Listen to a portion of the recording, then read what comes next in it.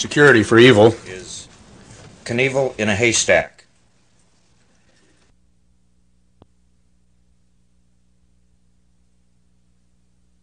The man who will be my bombardier is a man that doesn't want to be named.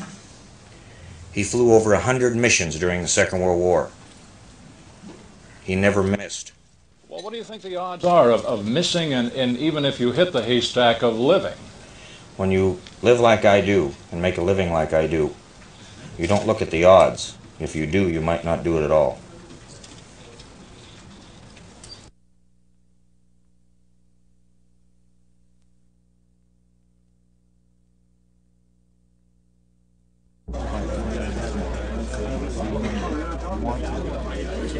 Our associate producer at Ralph Andrews Production, and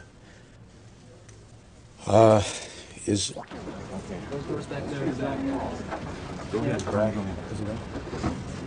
All right, ladies and gentlemen, a man on. Knievel, I am a professional life risker at it.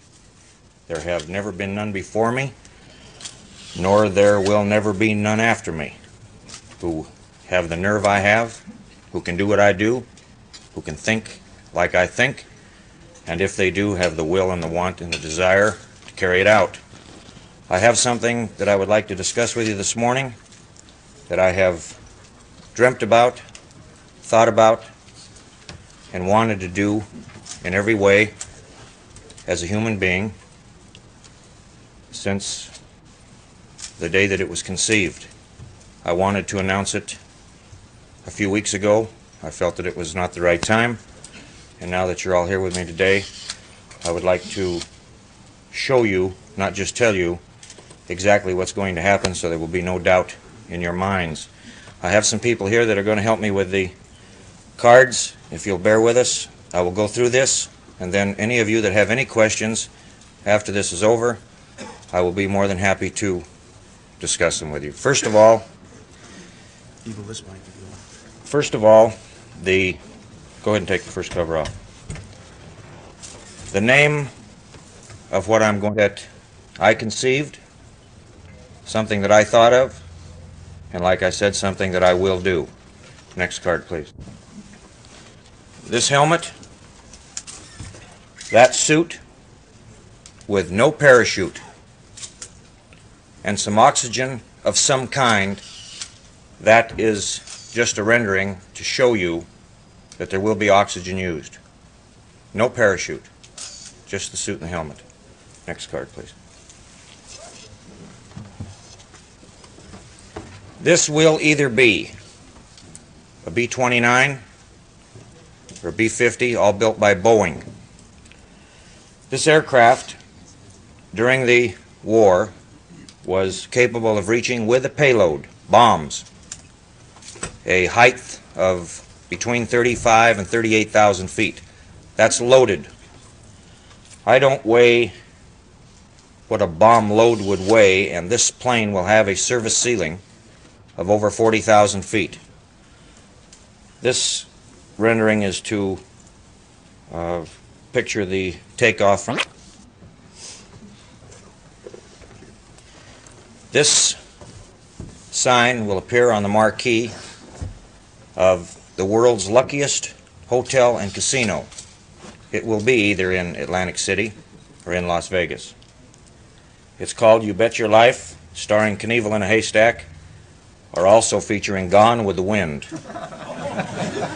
It will be produced by a gentleman you met earlier, Mr. Ralph Andrews, and his associate, Mike Henry, Bob Simpson, Nancy Wilcock, and all the group with Ralph Andrews Productions, and all the people who are real professionals. This is a cutaway view of the Flying Fortress that I intend to use. The camera crews will be in a position to where they will be actually pressurized. These aircraft during the Second World War had the now I would like to do something that I've done during many press conferences. Would you please go out and tell the loudmouth in the hall that this is my press conference and I can't talk over him to shut his goddamn mouth. Please, somebody take care of that. That's with my group. Next card, please. Incidentally, that's at 40,000 feet. This is the hotel. In the parking lot, there will be 13 haystacks. Those haystacks people will be betting on. This will be a lottery that will go worldwide. The offer I have from Mr. J. Sarno, who was the GM at Caesar's Palace, who was an associate at King's Castle, who also built Circus Circus, who started at the Atlantic Cabana. They will be placed in the parking lot. There will be a crowd allowed around it. The parking lot will be clear, and that is what I intend to land in, hopefully. Next card, please.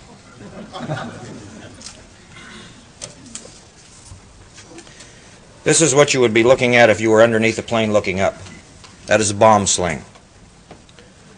I have discussed this thing with a gentleman, an aircraft company, and a lot of people during the past year, after I thought of the idea a year ago.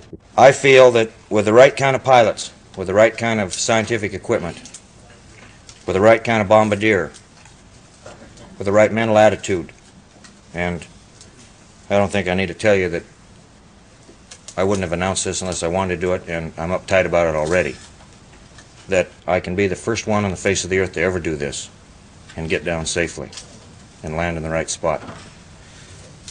The team that I will surround myself with for this stunt will be the finest. I think you all know who this is. Anyway, when I jumped the canyon, I went against gravity. I figured if you couldn't lick them, join them. Now I'm going to go with it. That's all that rendering is supposed to say. Next card, please.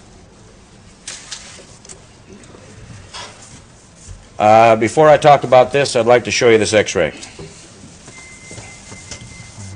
I want you to know that I've had 14 major open reduction operations, and that my body does accept foreign material, that it does accept steel. You may sit down. That it does not react in a manner which is not good for me.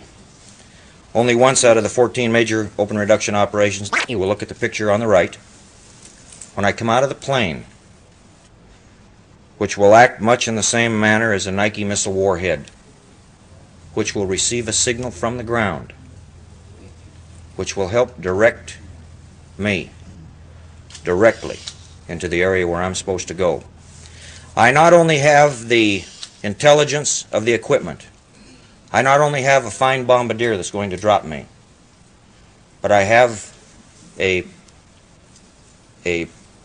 missile guidance system inside of me which will be connected to my main artery, which will send a signal to my heart or to my brain, which will help me guide myself where I have much more control over myself to be able to fly than a bomb would. If a bomb were dropped, it just goes where it's put, but they can drop them very accurately. My body will not cast that off. It will accept it. Second lane takes over. It is I will have it taken out, because I will hit it probably 120, 125 miles an hour. Next card, please. This is a picture which, like the rest, you may think to be maybe a little over-exaggerated. But those of you who know me know that I do own the Evel Knievel National Bank. You know that I do have a vault there that cost $160,000 to build. You know that the door looks just like that. And you know there's $1 million in cash on the floor. That also is the truth. All the money that I'm going to be paid for this thing, and it's going to be, believe me. In closing, I would just like to say one thing. In life, to soar and fly through the air like an eagle, with the eyesight of a hawk, with the homing instincts of a pigeon, knowing that sometimes in life you have to walk through garbage dumps, and in my case maybe jail cells like a seagull. knowing that someday you will live to be free again, like a dove. Is the principle of it? To do this, and you have a tentative target date. 40,000 feet. You expect to do it from? Yes, and the tentative target date is the 4th of July. This coming 4th of July. 4th of July, 1978. Yes. Evel, do you hope that maybe you tried the canyon jump before and it didn't work out the way you wanted? You see this as sort of a chance to redeem yourself in any way? What do you mean by redeem myself? Well, succeed in a major effort. Yeah. Canyon jump, okay. That's why I said, in this case, I got to come down. Mr. Knievel? I got to come down. Mr. Knievel? Yes. What if you don't make it at all? What do you do?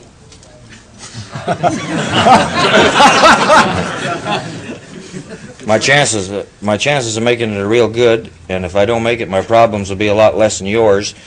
And this is Johnny Paycheck, and my new job is what I just discussed, and I'd like to discuss your new record. If I don't make it, I'm going to take the job and shove it. That's Shove what. What do you think? What do you take off from Los Angeles with a target? Haven't you done enough already? Why do I want to do it? Because it hasn't been done before. Yes. Where are you going to spend your 20 million? All over. Yes, sir. Lawyer fees. Wow. The number 13 has been lucky to me. That's all. How much skydiving experience do you have? Not very much. You don't need too much. I know how to come down and crash and live through it, though. That's what's important. That isn't even tough, the crashing. Getting up and walking away from it's what's tough. How many practice jumps are you going to make? None. Thank you for asking. I appreciate it. Yes, sir. Are you going to be dropped directly over the target? No, that's what... It's not altogether 13. The betting is on 14, not on 13. The betting is on 14. In other words, if I don't show, everybody is going to be refunded their money back on the betting. If I miss the haystacks completely and land in another part of the city, the money will be refunded. There will be no betting. In other words, the house will not keep the money. I have to go in and hit one. If I land in between and hit in the parking lot, the money will be refunded. Or you can bet if I land in the parking lot area, in the middle of the Wheel of Fortune, whatever it might be. You can bet on the no-show, too. In other words, people can bet that I won't make it. How fast will you be descending? Well, I can between 80 and 126 miles an hour, 125 miles an hour. It just depends. I mean, you can put yourself into a position where you can pick up speed, or you can spread your arms and slow yourself so you slow down. Evel, what do you have to say right now to all the young people who really idolize you, but have been exposed to all this publicity about your assault with a deadly weapon? I have been told by the judge that I shouldn't say anything very much. There are some people that might say this is going to be the most spectacular suicide in history. Questions? Yes. You or your surgeon have any ethical or moral?